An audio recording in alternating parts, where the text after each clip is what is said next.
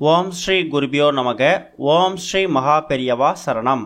September 21 நாளைய தினம் புரட்டாசி மாதத்தோட முதல் சனிக்கிழமை. நீங்க குளிக்கக்கூடிய தண்ணீர்ல இப்போ சொல்லக்கூடிய பொருட்கள்ல ஏதாவது ஒரு பொருளையோ முடிஞ்ச எல்லா பொருளையும் கூட கலந்து குளிக்கிறதுக்கு முயற்சி பண்ணுங்க. பணம் சம்பந்தப்பட்ட பிரச்சனைகளுக்கு ஒரு முற்றுப்புள்ளி கிடைக்கும். அது என்ன பொருட்கள்னு பார்க்கறதுக்கு முன்னாடி நம்மளோட வீடியோஸை இப்போ தான் நீங்கள் ஃபர்ஸ்ட் டைம் பார்க்குறீங்க அப்படின்னா மறக்காமல் சப்ஸ்கிரைப் பண்ணிக்கோங்க.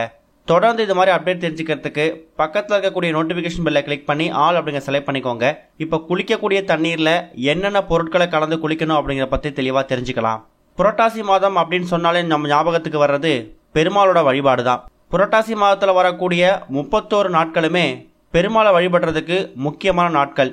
அதுலேயும் குறிப்பாக புரட்டாசி மாதத்தில் வரக்கூடிய 4 சனிக்கிழமைகள் நம்ம தவற விடக்கூடாது. செப்டம்பர் 21, செப்டம்பர் 28, அக்டோபர் 5, அக்டோபர் 12 இந்த 4 தினங்களும் புரட்டாசி மாதத்தில் வரக்கூடிய அற்புதமான சனிக்கிழமைகள். புரட்டாசி மாதத்தில் தளிகை போடணும் அப்படின்னு நினைக்கிறவங்க இதில் ஏதாவது ஒரு சனிக்கிழமையை பயன்படுத்தி பெருமாளுக்கான வழிபாட்டை அவங்க ஒரு வருடமும் எந்த முறையில் செய்வாங்களோ அந்த முறையில் நீங்கள் செஞ்சுக்கலாம். கடவுள்கள்லேயே பணக்கார கடவுள்னு பேர் எடுத்தவர் பெருமாள். நமக்கு இருக்கக்கூடிய பண பிரச்சனை தீர்த்து வைக்கக்கூடியவரும் அவரு தான். பெருமாளை வணங்குறது மூலயமா மகாலட்சுமி தாயாரோட அருளையும் நம்ம ஒரு சேர பெற முடியும்.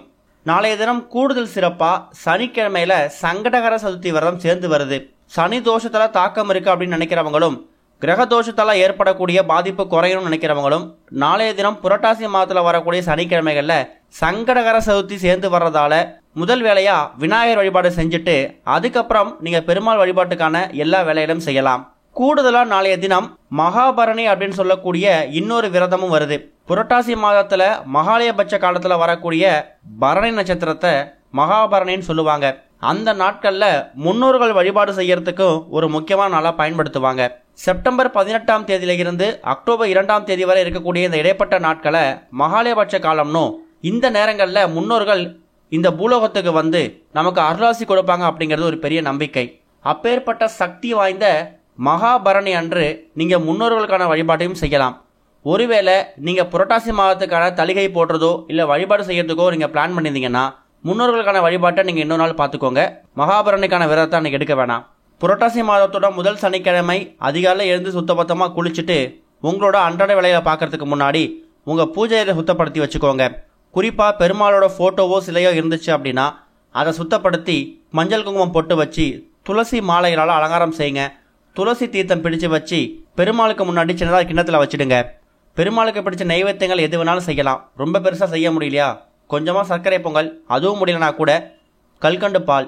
மகாலட்சுமி தாயாரை வணங்குறது மூலயமாவும் மகாவிஷ்ணுவை வணங்குறது மூலயமாவும் நம்ம வாழ்க்கையில் இருக்கக்கூடிய எல்லா விதமான தோஷங்களையும் நீக்கிக்க முடியும். குறிப்பாக பொருளாதார சம்பந்தப்பட்ட பிரச்சனைகள் உங்களுக்கு அதிகமாக இருக்குது அப்படின்னா நீங்கள் தாராளமாக மகாவிஷ்ணுவையும் மகாலட்சுமியையும் ஒரு சேர வணங்கணும்.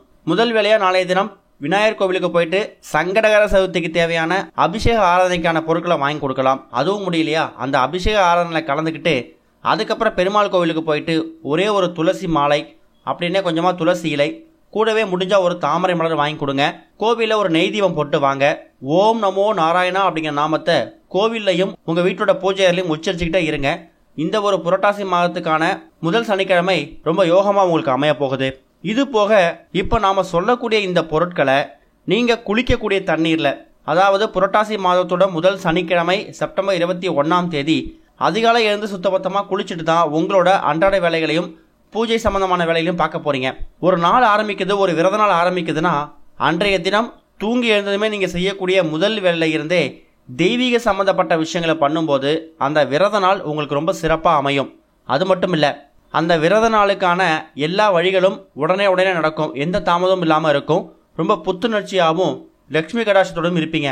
அப்படி புரட்டாசி மாதத்தோட முதல் சனிக்கிழமை அதிகாலை எழுந்து குளிக்கும் போது குளிக்கிறதுக்கு முன்னாடி இப்போ சொல்லக்கூடிய பொருட்களில் ஏதாவது ஒரு பொருளையோ முடிஞ்சா எல்லா பொருளையோ கூட அந்த குளிக்கக்கூடிய தண்ணியில் கலந்து ஒரு 5 நிமிடத்துக்கு அப்புறமா தலைக்கு குளிச்சுடுங்க.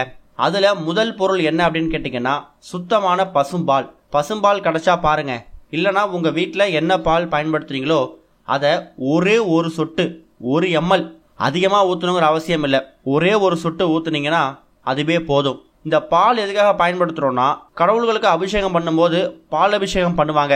அது எதுக்குன்னா, பால் அபிஷேகம் பண்ணும்போது அந்த கடவுள்கள் மனசு குளிர்ந்து நம்ம என்ன கேட்குறோமோ அதை அப்படியே கொடுப்பாங்க. உடலும் மனதும் தூய்மையாகக்கூடிய ஒரு அற்புதமான ஒரு பொருள் தான் பால். அதனால குளிக்கக்கூடிய தண்ணீர்ல ஒரே ஒரு சொட்டு பால் கலந்துக்கோங்க. அடுத்து ஒரு முக்கியமான பொருள் துளசி இலை. பெருமாள் அப்படின்னு சொன்னாலே அவரோட வழிபாட்டில் நம்ம பயன்படுத்தக்கூடியது துளசி இலை. நீங்க புரட்டாசி மாதத்துக்கான முதல் சனிக்கிழமைக்காக பெருமாளுக்கு அலங்காரம் செய்யறதுக்குன்னு துளசி இலை வாங்கிட்டு வந்திருப்பீங்க. அதை எடுக்கக்கூடாது, அதை தனியாக வச்சுடுங்க. தனியாக நீங்கள் தண்ணீரில் கலந்து குளிக்கிறதுக்காக ஒரு 5-6 துளசி இலை எடுத்துகிட்டு வந்து, குடும்பத்தில் ஒரு 4-5 நபர்கள் இருக்கீங்கன்னா எல்லாரும் குளிக்க போகிறதுக்கு முன்னாடி ஒரு நபருக்கு ஒரு இலை, ஒரே ஒரு துளசி இலை போட்டால் கூட போதும். அதை கலந்து மறக்காமல் தலைக்கு குளிச்சுடுங்க. மூணாவது ஒரு முக்கியமான பொருள் ஜவ்வாது. இந்த ஜவ்வாது அப்படிங்கிறது லட்சுமி கடாட்சத்தை ஏற்படுத்தக்கூடிய ஒரு அற்புதமான ஒரு பொருள். ஜவ்வாது வாசத்துக்கு லட்சுமி தாயார் வீட்டுக்குள்ளே வருவாங்களாம். பார்க்கறதுக்கு ஜவ்வாதோட வாசனை கொஞ்சம் நெடி அதிகமாக இருக்க மாதிரி தெரியும். சில பேருக்கு அந்த ஜவ்வாதோட அந்த வாசனை ஒரு ஒவ்வாமையாக இருக்கலாம், அலர்ஜியாக இருக்கலாம். அப்படிப்பட்டவங்க தவிர்த்துடுங்க. மற்றபடி ஜவ்வாதை ஒரே ஒரு ஸ்பூன், ஒரு சிட்டிகை, ஒரு துளி போட்டால் கூட போதும். அதை கலந்து ஒரு 5 நிமிடத்துக்கு அப்புறமா நீங்கள் தலைக்கு குளிச்சுடுங்க. கண்டிப்பாக லட்சுமி கடாட்சம் உங்களுக்கு தானாகவே வந்துடும். அடுத்து ஒரு முக்கியமான பொருள், இப்போ சொல்லக்கூடிய பொருள், இந்த ஒரு பொருள் இல்லைன்னா பெருமாள் வழிபாடு இல்லைன்னே சொல்லலாம். அதில் ஒரு முக்கியமான பொருள் தான் பச்சை கற்பூரம். உங்கள் வீட்டில் ஏற்கனவே பச்சை கற்பூரம் இருந்துச்சுன்னா அதையே பயன்படுத்திக்கலாம். ரொம்ப அதிகமாக யூஸ் பண்ணணும், பயன்படுத்தணும்னு அவசியம் இல்லை. ஒரே ஒரு துளி, ஒரு கிள்ளி போட்டால் கூட போதும். அதை நீங்கள் பச்சை கற்பூரத்தை தண்ணீரில் கலந்து அதுக்கப்புறமா தலைக்கு குளிச்சுடுங்க. அடுத்து ஒரு முக்கியமான பொருள் சுத்தமான தேன். தேன் அப்படிங்கிறது எல்லோருக்கும் அவ்வளோ சீக்கிரம் எளிதாக கிடைக்காது. அதுவும் சுத்தமான தேன் அப்படிங்கிறது ரொம்ப கஷ்டம்தான். தேன் அவங்க வீட்டில் இருக்குது அப்படின்னு நினைக்கிறவங்க ஒரு துளி, ஒரே ஒரு சொட்டு பால் எந்த அளவுக்கு சேர்க்குறீங்களோ அதே அளவுக்கு தேன் மட்டும் சேர்த்துக்கோங்க. இது சேர்க்கறது மூலயமா அவங்க உள்ளமும் உடலும் தூய்மையாகும். இப்போ மொத்தமாக சொல்லிக்கூடிய இந்த பொருட்களில் ஒரு சில பொருட்கள் உங்கள் வீட்டில் ஏற்கனவே நீங்கள் வச்சுருக்கலாம். இதுக்காக நீங்கள் புதுசாக எதையுமே வாங்குங்கிற அவசியமே கிடையாது. இருக்கக்கூடிய இந்த பொருட்களை குளிக்கக்கூடிய தண்ணீரில் ஒரே ஒரு துளி கலந்து ஒரு 5 நிமிடத்துக்கு அப்புறமா தலைக்கு குளிச்சுடுங்க. குடும்பத்திற்கு கூடிய ஒரு நபர்கள் குளிக்க போகும்போதும் தனித்தனியாக கலந்து ஒரு 2 நிமிடம், குறைந்தது 2 நிமிடமாவது காத்திருந்து அதுக்கப்புறம் தலைக்கு குளிச்சுடுங்க. அப்படி குளிச்சுட்டு வந்ததுக்கு அப்புறமா நீங்களே ரொம்ப ஒரு தெய்வீக உணர்வாக உணர்வீங்க. ஒரு புத்துணர்ச்சி ஏற்படும். இந்த புரட்டாசி மாதத்தோட சனிக்கிழமை உங்களுக்கு ஒரு உத்வேகத்தை கொடுக்கும். புரட்டாசி மாதத்துக்கான முதல் சனிக்கிழமைக்கான எல்லா வழிபாட்டையும் நீங்கள் கொஞ்சம் கூட யோசிக்காமல் தயங்காமல் உடனே செய்வீங்க. எதுலேயுமே தாமதம் அப்படிங்கிறது ஏற்படாது. அன்றைக்கு நாள் முழுக்க ரொம்ப உற்சாகமாக இருப்பீங்க. அதுக்கு காரணம் என்னன்னா, இப்போ பயன்படுத்தக்கூடிய இந்த பொருட்கள் எல்லாமே தெய்வீக சம்பந்தப்பட்ட பொருட்கள். தெய்வங்களுக்கு அபிஷேகங்களுக்காகவும் வழிபாட்டுக்காகவும் அலங்காரங்களுக்காகவும் பயன்படுத்தக்கூடிய பொருட்கள். இந்த பொருட்களை ஒரே ஒரு துளி கலந்து குளிச்சுட்டு அதுக்கப்புறம் நீங்கள் விரத நாட்களுக்கான வேலையில் பார்க்கும்போது அந்த விரத நாட்கள் ரொம்ப இனிமையாகவும் சிறப்பாகவும் அமையும். நம்ம முடிய சொன்னோம், புரட்டாசி மாதத்தில் வரக்கூடிய 31 நாட்களில் நீங்கள் ஒரு நாளாவது நீங்கள் பெருமாளை வணங்கினதே இல்லை அப்படின்னாலும் பரவாயில்லை. குறைந்தது புரட்டாசி மாதத்தில் வரக்கூடிய 4 சனிக்கிழமைகளில் ஏதாவது ஒரே ஒரு சனிக்கிழமை பெருமாளை கையெடுத்து கும்பிட்டுட்டு ஓம் நமோ நாராயணா அப்படிங்கிற நாமத்தை சொல்லி உங்களுக்கு என்ன வேணுமோ கேளுங்க. அதுவே உங்களுக்கு பெரிய பாக்கியம்தான். ஓம் ஸ்ரீ குருபியோ நமக. ஓம் ஸ்ரீ மகா பெரியவா சரணம்.